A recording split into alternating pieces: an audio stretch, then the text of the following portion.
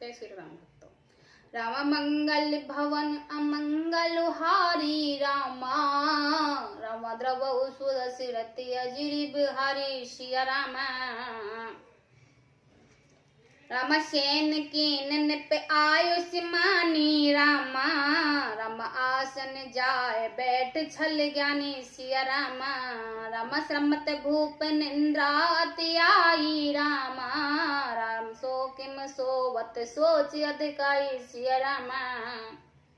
राजा ने आज्ञा मानकर शयन किया और वह कपट ज्ञानी आसन पर जा बैठा।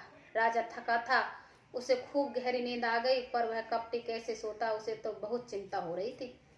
काल के तिन चरते आवाजे सुकर होय न पहि बुलावा, परम मित्र तापसन पे के राजा नहीं सो अति कपट घनेरा। उसी समय वहां काल केतु राक्षस आया, जिसने सुअर बनकर राजा को भटकाया था। वह तपस्वी राजा का बड़ा मित्र था और खूब छल प्रपंच जानता था। ते के सत्य सुत और 10 भाई, खल अति अजय देव दुखदाई। प्रथम भूप समर सब मारे, बेप्रशांत सुर देख दुखारे। उसके 100 पुत्र और 10 भाई थे, जो बड़े बड़े दुष्ट, किसी के न जीते जाने वाले थे और देवताओं को दुख देने वाले थे। ब्राह्मणों को, संतों और देवताओं को दुखी देखकर राजा ने उन सबको पहले ही युद्ध में मार डाला था। ते खल पाछल बैर संभारा, तापस निप मिल मंत्र विचारा। जेर 6 सोई रचित उपाया, भाभी बस न जान कुछ रावा। उस दुष्ट ने पिछला वैर याद करके तपस्वी राजा से मिलकर सलाह विचार षड्यंत्र किया और जिस प्रकार शत्रु का नाश हो वह उपाय रचा। भावी बस राजा प्रताप भानु कुछ भी न जान समझ सका। रिप तपसी अकेले अपी लघु कर्ग नहीं नताओ, आज देव दुख रवि सहस सिर अवसित ही राहो। मंगल भवन अमंगल हारी रामा, रामा द्रवहु दशरथ अजिरि बिहारी सिया रामा। तेजस्वी शत्रु अकेला भी हो तो भी उसे छोटा नहीं समझना चाहिए।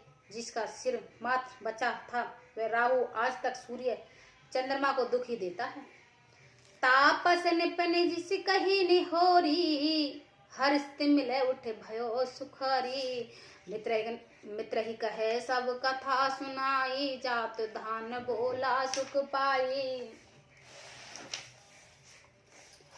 तपस्वी राजा अपने मित्र को देखकर प्रसन्न हो उठकर मिला और सुखी हुआ। उसने मित्र को सब कथा कह सुनाई। तब राक्षस आनंदित होकर बोला, अवसान धोर पुष्णो नरेसा, जो तुम कीन मोर अपदेशा। परिहर सोच रहो तुम सोही, बिन औषधि व्याध विधि खोई। हे राजन सुनो, जब तुमने मेरे कहने के अनुसार इतना काम कर ही लिया है तो अब मैंने शत्रु को काबू में कर ही लिया।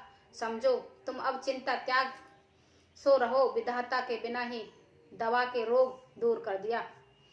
कुल समेत रूप मूल बिहाई, चौथे दिवस मिलो में आए। तापस न पही बहुत परितोषी, चला महाकपटी अतिरोसी। कुल सहित शत्रुओं को जड़ मूल से उखाड़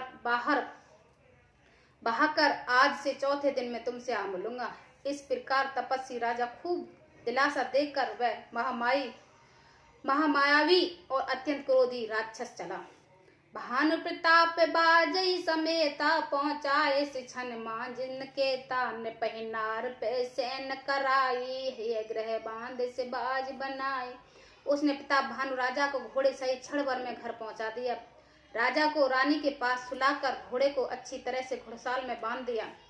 राजा के उपरोहित हर ले गयो बहोर, ले राखिस गिर खो में माया करिमित बोर। मंगल भवन अमंगल हारी, द्रवौ सुरसिरति अजिरि बिहारी। फिर वह राजा के पुरोहित को उठा ले गया और माया से उसकी बुद्धि को भ्रम में डालकर उसने उससे पहाड़ की खो में ला रखा। आप प्रत्य अपरोहित रूपा पर उजायते सहज अनुपा जागो निप अनभाय बिहाना देखे भवन अति अचिरज माना।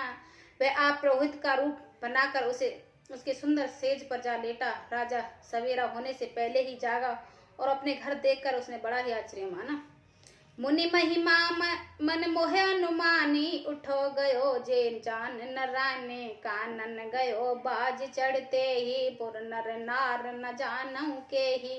मन में मुनि की महिमा का अनुमान करके वह धीर से उठा जिससे रानी न जान पाए। फिर उसने घोड़े पर चढ़कर वन को चला गया। नगर के किसी भी स्त्री पुरुष ने नहीं जाना। गयो जाम जुग भूपति आवा घर घर उत्सव बाज बंधावा। उपरोहित देखे जब राजा चकित बिलोक सुमरई सोई काजा। दोपहर बीत जाने पर राजा आया। घर घर उत्सव होने लगे, बधावा बजने लगे। जब राजा ने उपरोहित को देखा तब वह अपने उसी कार्य का स्मरण करके उसे आश्चर्य से देखने लगा। जुग समन पही गए दिन तीना कपटी मुनि पद रहे मित लेना। समय जाने उपरोहित आवा न पही मैत सब कहे सुनावा। राजा को 3 दिन युग के समान बीते। उसकी बुद्धि कपटी मुनि के चरणों में लगी रही थी। निश्चय ही उस समय जानकर पुरोहित बना हुआ राक्षस आया और राजा के साथ की हुई गुप्त सलाह के अनुसार उसने अपने सब विचार उसे समझाकर कह दिए। निपहर से पहचान गुरु ब्रह्म बस रहा चेत। बरे तुरंत सत सहस वरो विप्रभु कुटुम्ब समेत। मंगल भवन अमंगल हारी द्रवौ सुदशरथ अजिर विहारी। संकेत के अनुसार गुरु को उस रूप में पहचान कर राजा प्रसन्न हुआ। ब्रह्मबस उसे चेत न रहा कि यह तापस मुनि है या काल केतु राक्षस। उसने तुरंत 1 लाख उत्तम ब्राह्मणों को कुटुंब सहित निमंत्रण दे दिया। उपरोहित जब नार बनाई छरस 4 विधि जस सुत गाई। माया में ते कीन रसोई बिंजन बहुगिन सके न कोई। पुरोहित ने 6 रस और 4 प्रकार के भोजन जैसा कि वेदों में वर्ण है बनाए। उसने मायामी रसोई तैयार की और इतने व्यंजन बनाए जिन्हें कोई गिन नहीं सकता। विविध मृगन कर आमिष राधा ते मह विप्र मास खल सादा। भोजन कहो सब विप्र बुलाए पद पखार सादर बैठाए। अनेक प्रकार के पशुओं का मांस पकाया। उसमें से दुष्ट ने ब्राह्मणों का मांस भी मिला दिया। सब ब्राह्मणों को भोजन के लिए बुलाया और चरण धोकर आदर सहित बैठाए। पारसन जब लगा मही पाला भई आकाश वान ते काला। बे प्रबंध उठ गृह जाओ हे बड़े हानि अन्न जन खाओ। जो ही राजा परोसने लगा उसी काल केतु कृत उसी काल कृत आकाशवाणी हुई, हे ब्राह्मणों उठो, उठकर अपने घर जाओ। यह अन्न मत खाओ, इसके खाने में बड़ी हानि है। भयो रसोई भूस रही मासु शब्द जो उठे मान बिस बासु। भूप विकल मति मोह बुलानी भाभी बस न आव मुख बानी। रसोई में ब्राह्मणों का मांस बना है। आकाशवाणी विश्वास मानकर सब ब्राह्मण उठ खड़े हुए। राजा व्याकुल हो गया, परंतु उसकी बुद्धि मोह में भूल गई थी कि होनहारवश उसके मुंह से एक भी बात भी नहीं निकली। बोले बे प्रसकोप तप नहीं कुछ कीन विचार। जाय निशाचर हो इन पो मूड सहित परिवार। मंगल भवन अमंगल हारी द्रवौ सुदशरथ अजिर बिहारी। तब ब्राह्मण क्रोध सहित बोले उठे। उन्होंने कहा, कुछ भी विचार नहीं किया और मूर्ख राजा, तू जाकर परिवार सहित राक्षस हो।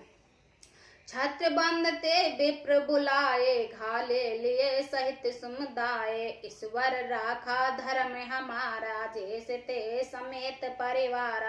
रे नीच छत्री, तूने तो परिवार सहित ब्राह्मण को बुलाया था, उन्हें नष्ट करने चाहता था। ईश्वर ने हमारा धर्म की रक्षा की है, अब तू परिवार सहित नष्ट हो जा। सम्मत मध्य नाश तब हो जलदाता न रहे कुल को। निपसु निश्राप विकल अति त्रासा भये बहोर बर गिरा आकाशा।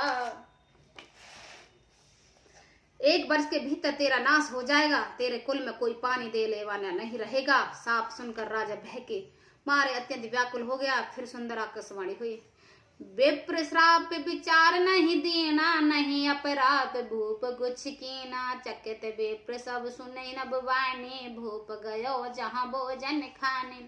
हे ब्राह्मणों, तुमने विचार कर साप नहीं दिया, राजा ने कुछ भी अपराध नहीं कहा। आकाशवाणी सुनकर सब ब्राह्मण चकित हो गए। तब राजा वहां गया जहाँ भोजन बना था। तहन असन नहीं विप्र सुआरा, फिर राओ मन सोच अपारा। सब प्रसंग महेश्वर सुनाए, त्रसित फिरे अवनी उकुलाए। देखो तो वह न भोजन था न रसोई ब्राह्मण था। तब राजा मन में अपार चिंता करता हुआ लौटा। उसने ब्राह्मणों को सब वृत्तांत सुनाया और बड़ा ही भयभीत और व्याकुल होकर वह पृथ्वी पर गिर पाया। भूपति भाव मिटे नहीं, जति पिन दूषण तोर। किए अन्न था होए नहीं, विप्र श्राप अति घोर। मंगल भवन अमंगल हारी, द्रवौ सुदसी रति अजिर विहारी। हे राजन, यद्यपि तुम्हारा दोष नहीं है तो भी होनहार नहीं मिटता। ब्राह्मणों का श्राप बहुत ही भयानक होता है, यह किसी तरह से भी टल नहीं सकता। जय श्री राम भक्तों।